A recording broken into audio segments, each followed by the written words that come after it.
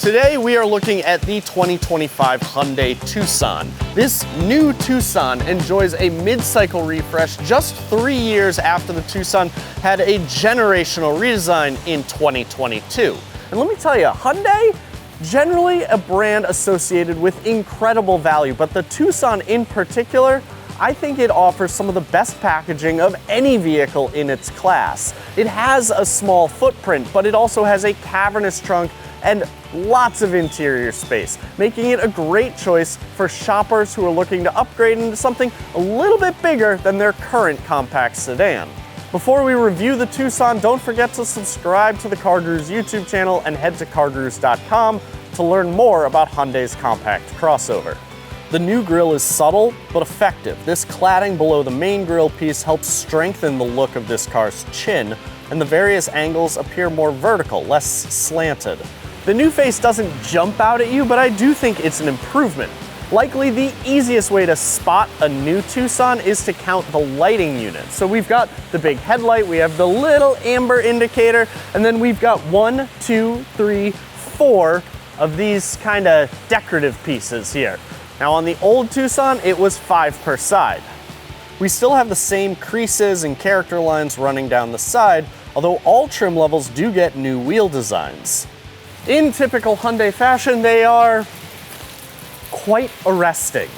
Now at the rear, the redesigned rear bumper mimics much of the intention of the redesigned front bumper, and then this rear windshield blade up here, it's an extra 75 millimeters in length. That's almost 3 inches. Now, one of the things I've always liked about Hyundai, they're not afraid of a little color. The gas Tucson's available in 8 core colors, plus an extra for the limited trim. With the exception of Ultimate Red, they're all a bit muted, but they're colors nonetheless. Gray, blue, green, it's refreshing. This one is called Atlantis Blue. What do you think? Inside, well, actually first, can we just appreciate the light gray interior in this car? I feel like every car I test these days has black upholstery, black headliner, black dashboard, and sure, the light color, it's gonna make every spill very visible, but at least it doesn't feel like I'm sitting in a cave. Bravo, let's applaud it. Anyways, the 2025 Tucson, the big story on the inside, it is the tech, and we are going to get to that in just a moment. But first, I want to tell you about the dashboard design. It's all new for 2025, and actually, let's let super producer Elliot Haney tell you, because I think Elliot has some thoughts. All right, I sit in a lot of passenger seats. Whether or not you see me, I'm always here quietly judging. Now, what impressed me most about the Tucson is this ledge. It's a simple thing, I know, but I love a ledge. The driver gets all his special space over here, but this is all mine. This is a great feature, and it is far less common than it should be. Secondly, I love how Hyundai handles charging ports. This simple button down here switches the port from data transmitting to charging only. So if I plug in, my Apple CarPlay is not going to mess with Mr. Android Auto over here. Lastly is just the amount of space I have up here. There's a rear-facing car seat behind me, and as any parent knows, they take up a ton of space. But when I first got in, I didn't even realize it was there. I'm an average 5'11", and I'm not wanting for any more space up here. And that has been my minute on the Tucson from a passenger perspective. Couldn't have said it better myself, which doesn't make me worry about job security at all. Now, I will also point out that the limited trim Tucson has shift-by-wire technology, which allows it to have this column-mounted electronic gear selector. I'm not 100% sold on the design. I'd like something more like what you find in a Mercedes, but I do appreciate how much space it opens up. Thanks to this shifter, we get the open compartment down below, plus room for this wireless charging pad. Now, if you buy a lower trim Tucson, you don't get the column-mounted shifter. Instead, you get a lever on the center console, which means you also don't get all this nice wide open space here.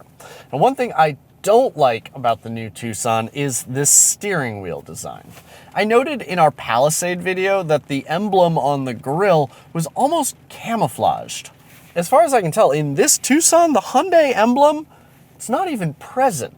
Now, another thing, I'm sorry, I find that weird. Like, be proud of your emblem, you know? Don't hide it like you did on the Palisade. Don't eliminate it from the interior of your redesigned Tucson. put that badge right there. I get that there's kind of a fun Easter egg here. You know, it's the Morse code for the letter H, but let me see the letter H. That's your brand. Let's have some pride. Anyways, the other thing I don't like, this little metal insert on the seats. Now, this isn't new. They've had this on the Tucson, I think, at least since 2022, and it doesn't bother you 99% of the time, but that 1% of the time you are gonna feel it just a little bit. And in our test car, I've caught it squeaking from time to time. Now in the Tucson, this isn't a sports car. The seats only have one job. They're just supposed to be comfortable. This isn't perfectly comfortable. Now I do want to talk to you about the tech because it's the other all new piece of the 2025 Tucson. And in my opinion, it is the reason to buy this Tucson instead of an earlier model. First, the 12.3-inch touchscreen on our test car is standard on every trim level. It's faster, sharper, and critically, wireless Apple CarPlay and Android Auto are now included and standard. USB-C instead of USB-A is now standard. A head-up display is available. Wi-Fi hotspot is available. BlueLink Plus is complimentary for life. It's not just that it looks better either. It is also easier to use. Physical controls, rather than the touch-based ones on the old Tucson, allow for easy adjustments of the volume, climate, and your various media navigation options. And then there are the infotainment icons. The old system was Hyundai's miserable collection of small, easily mistaken purplish blue thingies. Now the Tucson's tech looks more like Genesis tech. Big icons, easily scrollable, swipe across to browse, swipe down for an Apple-esque menu of commonly adjusted bits.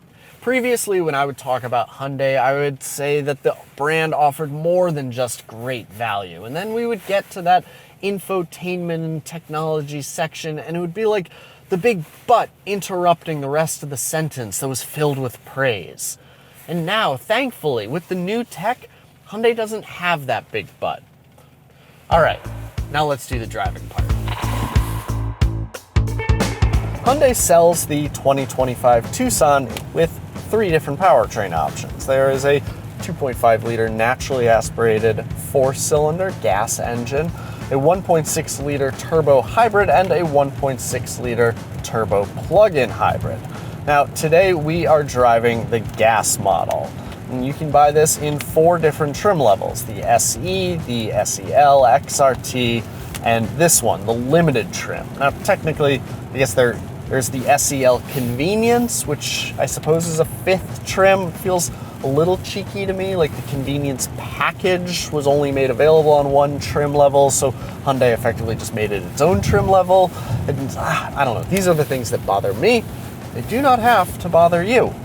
We're testing a limited trim Tucson. All-wheel drive is standard on the hybrid and PHEV, but it's optional on all trims of the gas Tucson. Even the off-road styled XRT comes standard with front-wheel drive.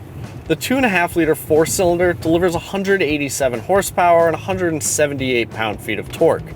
It's paired with an 8-speed automatic transmission regardless of whether you opt for front-wheel or all-wheel drive. This isn't my favorite compact crossover to drive. I find it a bit pokey. Doesn't have quite the acceleration that I want. And also, we need to work on our cornering. As I take one, we'll hit the brakes.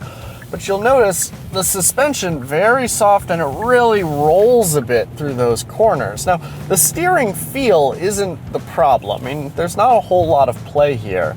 And the suspension does a great job of absorbing those bumps, but the downside of being so good at absorbing bumps is that it really does lean a lot more in the corners than its competitors, most notably the competitors from Mazda. Fuel economy should come in at 24 mpg city, 30 highway, and 26 combined. Now the problem is, not only are those not particularly competitive figures, I mean a Subaru Forester with all-wheel drive, that should do 29 in combined driving. But we also didn't come close to hitting that number. Like I said, on our 500-mile round-trip drive, that was 90% on the highway, and we are still sitting at just 25 mpg. I wasn't driving that fast. The hybrid and the PHEV are both significantly more efficient, and this year they both get a little more oomph. The electric motors in those cars have both been upgraded, and so while the torque figure remains the same, they both get a modest increase in horsepower. The electrified Tucsons are more expensive, particularly on the entry-level trims, but they do provide an overall better driving experience. Hyundai's SmartSense safety tech comes standard regardless of trim level or powertrain choice. That means forward collision avoidance, blind spot monitoring and avoidance, rear cross traffic, lane keeping, lane following, all that stuff. New for 2025, the Tucson Limited also comes with this driver attention monitor right here, this little guy. Now what this does is if it recognizes that you are unresponsive, it can safely bring the Tucson to a stop. Now on the Limited trim, we also have Hyundai's blind view monitor, which is a really sweet feature I wish was available on lower trims. I mean, it's not even an option on the lower trims, and that's a shame. It's really great. I love it. I mentioned at the top that the Tucson benefits from truly superlative packaging. With 38.7 cubic feet behind the rear seat and 80.3 cubic feet with that seat folded, the Tucson gives you significantly more space than the Subaru Forester, Toyota RAV4, Mazda CX-5, Mazda CX-50, Nissan Rogue, and VW Tiguan. The Honda CR-V and Kia Sportage are the next best options, both with a bit over 39 behind the rear seat, but only 76.5 and 74.1 total, respectively. And it's not because it's particularly long either. At 182.7 inches, it's solidly mid-pack. Now, Elliot mentioned the ample space up front. Well, it's pretty good in the back as well. I've got lots of legroom, and even with this car seat next to me, tons of space. You could fit 3 adults across here without too much of an issue. If you need a small car with lots of room, well, Hyundai's got your guy. All of this costs $41,595, including a $1,450 destination fee. But you can get into a 2025 Tucson for a good deal less. The base SE trim starts at just under $30,000, and that's including the destination fee. Now, it's not quite as inexpensive as a Kia Sportage, but it's less than a base Honda CR-V, and frankly, it's very much in line with the rest of the competition. Undoubtedly, the new tech and the updated dash improve the 2025 Tucson, and personally, I think this one looks a little nicer too. But let us know what you think in the comments section below, and don't forget to head over to CarGurus.com where you can shop for a new Tucson today.